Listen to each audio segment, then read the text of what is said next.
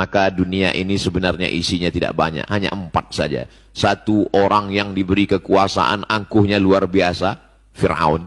Orang yang punya harta sombongnya luar biasa, Qarun. Orang punya ilmu tapi ilmunya dipakai untuk menjilat penguasa-penguasa yang zalim, itulah dia Haman. Maka mereka berdua selalu disandingkan, inna Fir'auna wa Haman, karena memang mereka satu kapal. Dan yang keempat adalah na'udzubillah, berilmu agama tapi ilmunya tidak dipakai untuk mendekatkan diri kepada Allah, dialah Bal'am. 4 tipe manusia kekal abadi sejak zaman Nabi Musa sampai hari ini. Jadi kita tinggal Ada satu riwayat yang sangat indah. Tiba-tiba Rasulullah di masjid dan Rasulullah katakan, wahai sahabat-sahabatku, sekarang akan datang seorang ahli sorga masuk ke masjid ini. Para sahabat, ya Rasulullah, akan datang ahli sorga yang masuk ke masjid ini. Iya. Yang mana orangnya? Nanti sebentar lagi datang. Ternyata ada orang yang datang, masih muda orangnya, cuma sholat 2 rakaat, dia pergi. Rasulullah mengatakan, itu orangnya. Yang Anda lihat itu adalah orang ahli sorga. Beberapa hari berikutnya, Rasulullah katakan, akan datang ahli sorga, datang ke masjid ini. Siapa ya Rasulullah? Tunggu saja, Jibril kasih tahu kepada saya barusan bahwa akan datang orang ahli sorga. Ternyata laki-laki yang kemarin. Subhanallah. Hari berikutnya Rasulullah bilang akan datang ahli sorga. Ternyata laki-laki yang kemarin.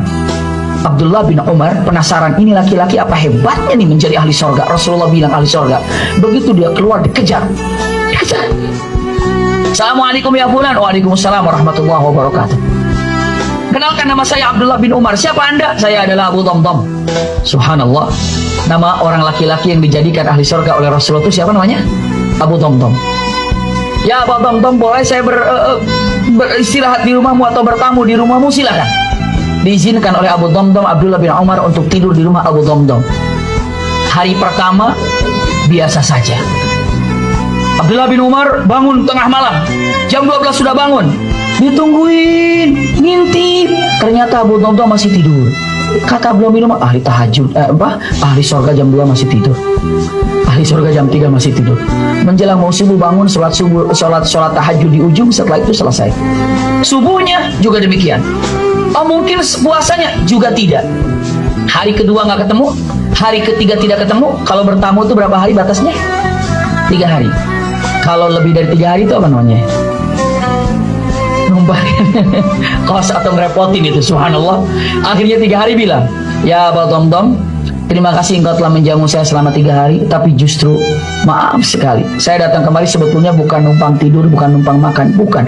Tapi saya ingin tahu, karena Rasulullah sampai 3 kali mengatakan engkau ahli surga. Kalaulah engkau bisa berbagi kepadaku apa yang membuat Allah memilihmu menjadi ahli jannah. Dijawab oleh Abu Damdam, ya Abdullah bin Umar, sesungguhnya kalau aku mengandalkan surga dari sholatku, rasa-rasanya sholatku jauh daripada kekhusyuan.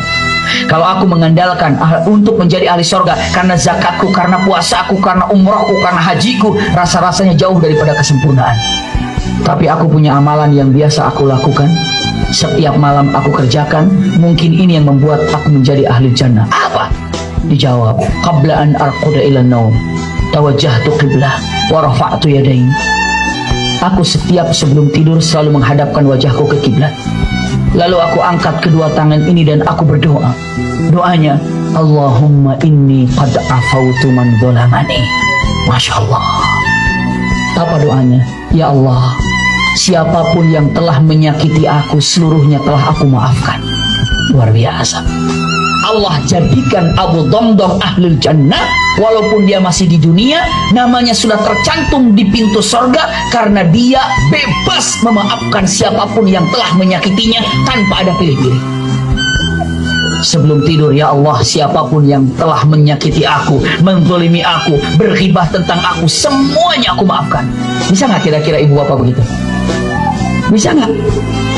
Apa masih ada yang ngedumel di hati kepada seseorang? Karena apa? Susah? Susah. Jujur saya tanya, kira-kira mana yang lebih susah? Mana yang lebih susah? Minta maaf apa memaafkan? Memaafkan jauh lebih susah daripada minta maaf. Subhanallah. Nih, nikah sama laki-laki, pura-pura masuk Islam. Setelah anak 3, barulah sadar nih perempuan ini. Perempuan ini udah ikut juga murtad, balik. Ditinggalkannya suami, ditinggalkannya anak, karena dia takut mati masuk neraka. Dikejar-kejar. Oh, tak 1-2 kejadian. Maka hati-hati memilih calon menantu. Tapi kalau sudah disaksikan dia sholat subuh berjamaah, sudah ikut dia pengajian, husnuzon kita, terimalah. Iyakunu fuqara yughnihimullah. Kalau dia susah, Allah mengasih rezeki. Apa gunanya menantu kaya raya, mobil mewah, rumah besar, tak beriman kepada Allah SWT? Di mana letak ketenangan? Kita mau mati dalam keadaan husnul khotimah. La ilaha illallah. Bukan dibawa mobil mewah, bukan dibawa emas yang setumpuk itu. Yang dibawa cuman kain kafan. Cikini kegondang dia, orang iri hidupnya nggak bahagia. Cikampek ke Purbalingga, hidup capek kalau ngepoin tetangga. Cianjur ke kampung sawah, banyakin syukur daripada ngegibah. Palembang sampai Magelang, hidup tenang gak ngurusin hidup orang.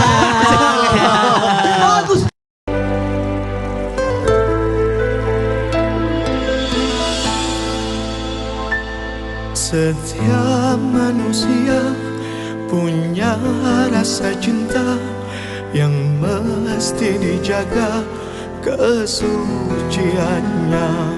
Namun ada kala insan tak berdaya saat dusta mampir bertata.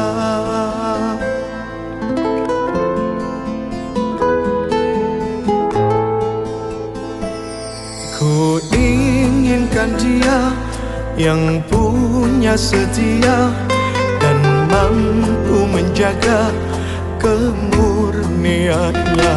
Saat ku tak ada, ku jauh carinya, amanah pun jadi penjaganya. Hatimu tempat berlindungku dari kejahatan syahwatku.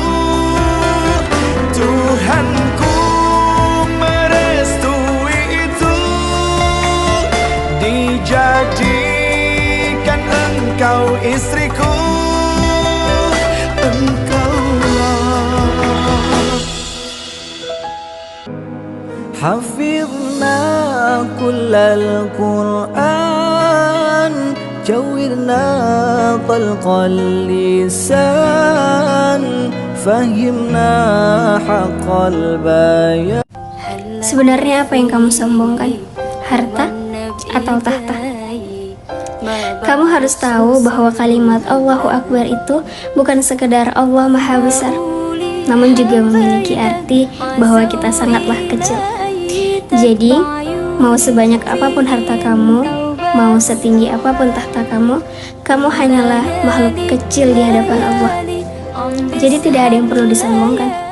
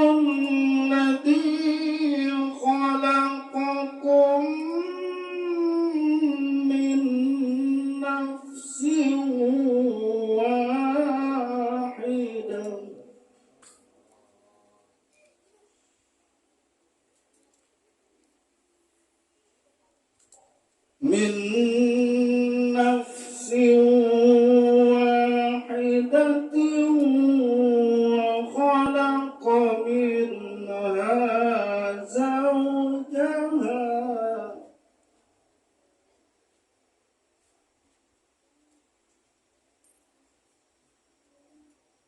وخلق منها زوجها وبث منهما رجالا كثيرا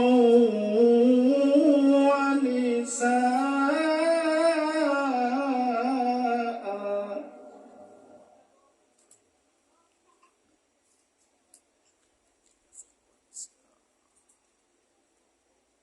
واتقوا الله الذي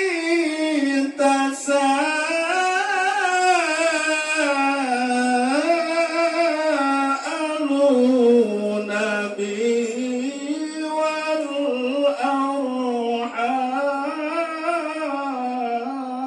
والأرحام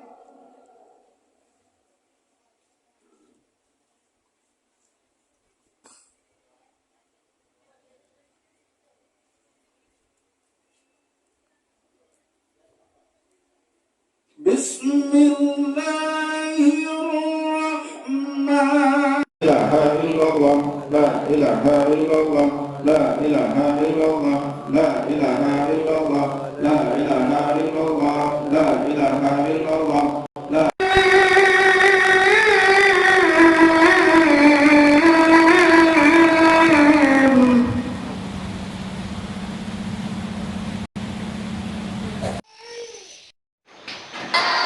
صلاة الله وسلام على من أوحي القرآن صلاة الله وسلام على من أوحي القرآن وأهل بيته الكرام وصحبه ذوي القرآن وأهل بيته الكرام وصحبه ذوي القرآن.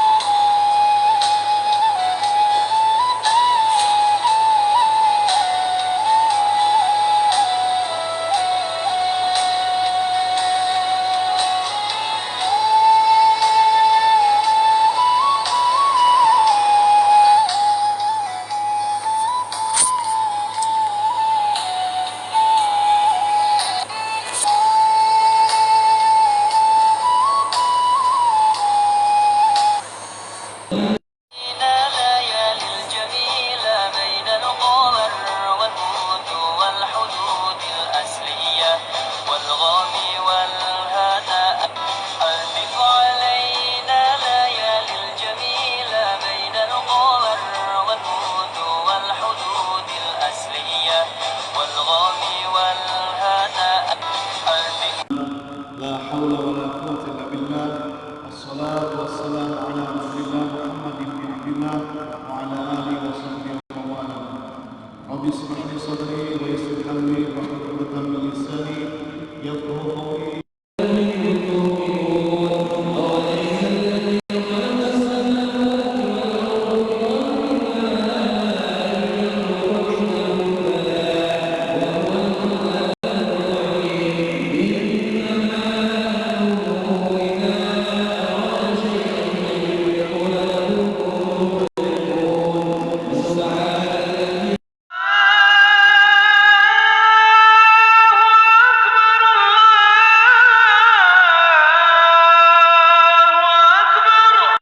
بابا والبتول المستطابة والنبي ثم صحابة فعسى دعوة مجابة نتوسل بربابة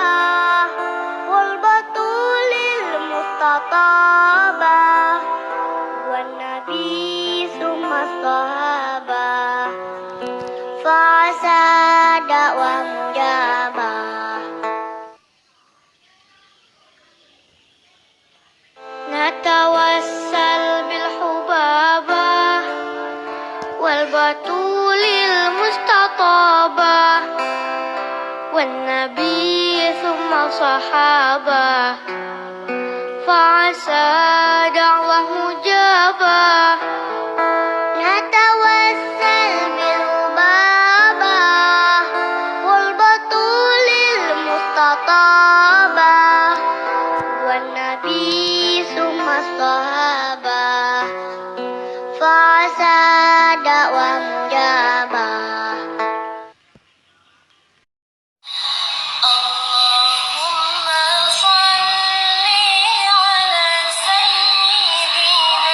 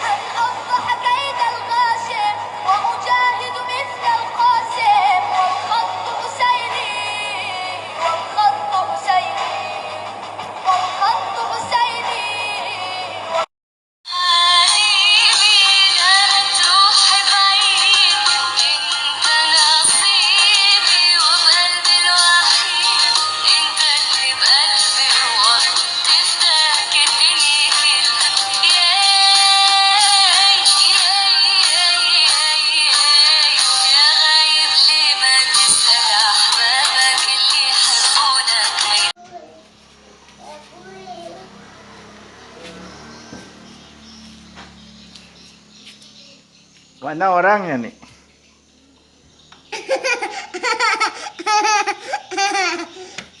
Udah mau masang baju nih kayak apa nih? Nggak mau masang baju. Udah mau nih kayak apa nih?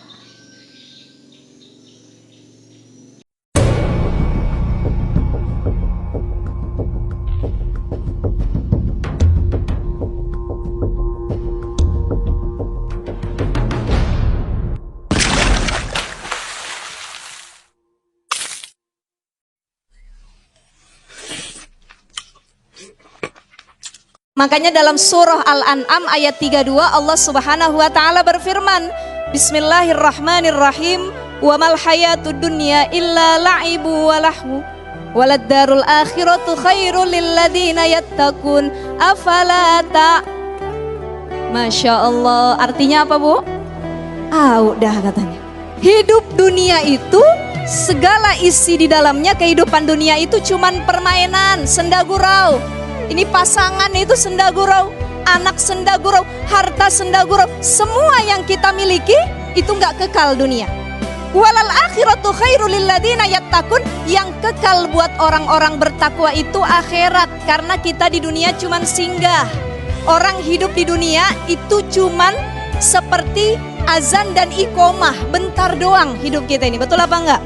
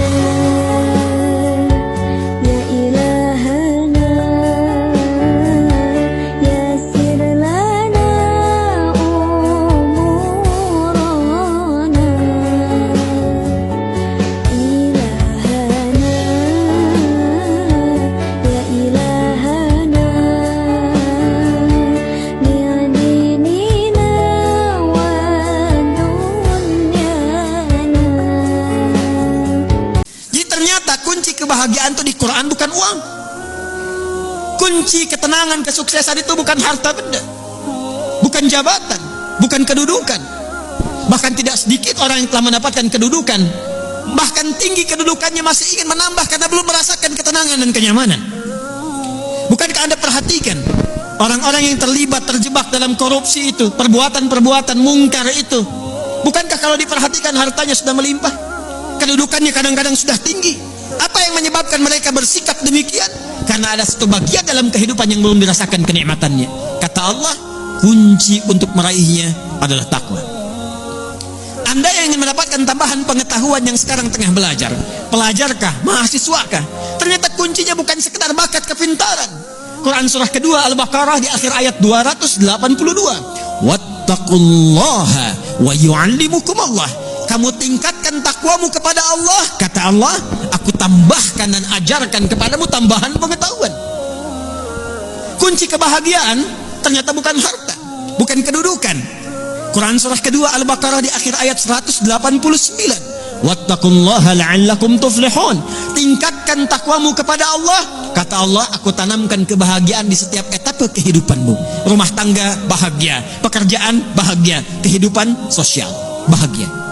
Hadirin, bukankah yang punya harta adalah Allah? Bukankah yang punya ilmu adalah Allah? Bukankah yang punya kebahagiaan adalah Allah? Tapi menariknya, kita tahu, kita menyadari yang punya ilmu Allah, yang punya harta Allah, yang punya kebahagiaan Allah. Tapi kita yang mengatakan itu semua adalah milik Allah, jauh dari Allah. Bagaimana semua itu bisa diraih? Bukankah hukum mengatakan orang yang dekat dengan seseorang yang punya kapasitas akan punya akses mendapatkan kemudahan dari kapasitas yang dia miliki. Orang yang dekat dengan pejabat dibuka akses dari jabatannya. Orang yang punya kedekatan dengan orang yang punya harta dibuka kelapangan untuk mendapatkan bagian dari hartanya. Hukum itu berlaku seseorang yang dekat dengan Allah, apa yang sulit bagi Allah untuk melimpahkan kepada hambanya. Jadi problemnya, kalau ada orang sukses di pekerjaan, kurang bahagia di rumah tangga, mungkin mohon maaf bukan karena kurang gelarnya, bukan karena kurang hartanya. Boleh jadi yang kurang takwanya. Kalau ada orang yang merasakan kurang mendapatkan kedudukan, bukan kurang tingginya, bukan kurang hebatnya, mungkin yang kurang takwanya. Kalau ada yang merasakan ini utang piutang kenapa belum lunas juga, ini kesulitan kenapa seringkali ada di hadapan, mungkin yang kurang hebat yang dituntut dari Anda bukan kehebatan ikhtiarnya, bukan ilmunya, bukan tenaganya, barangkali yang kurang takwanya. Itu yang menjadikan Nabi seringkali mengingatkan kepada setiap umatnya dari sejak zaman sahabat ridwanullahu alaihim jami'a yang diteruskan dengan riwayat sampai ke kita. Tidak sedikit kalimat Nabi yang pertama disampaikan nasihatnya takwa. Al-Imam An-Nawawi rahimahullah saking pentingnya dengan takwa ini menyantumkan nomor hadis ke-18 dari Al-Arba'innya an Mu'adz bin Jabal wa Jundub bin Junadah radhiyallahu ta'ala anhuma anin Nabi sallallahu alaihi wasallam qala ittaqillaha haitsu ma kunta wa atbi' sayyi'atal hasanata tamhuha. Bahkan kata Nabi, kalau Anda ingin jadi orang baik, orang hebat, orang yang mudah didambakan di setiap keadaan, bertakwalah kepada Allah. Ketika takwanya meningkat, keburukannya Allah tutupi, kebaikannya nampak. Siapa yang tidak senang dengan orang baik? Kalau dia pejabat, dia akan menjadi pejabat yang baik. Kalau dia hartawan, dia akan menggunakan hartanya pada kebaikan. Kalau dia ilmuwan, dia akan kreasikan ilmunya pada kemaslahatan. Jadi siapapun yang mampu meningkatkan takwa, kata Nabi, Allah akan rubah pribadi itu menjadi pribadi yang lebih baik dan bermaslahat dengan takwanya dalam kehidupan.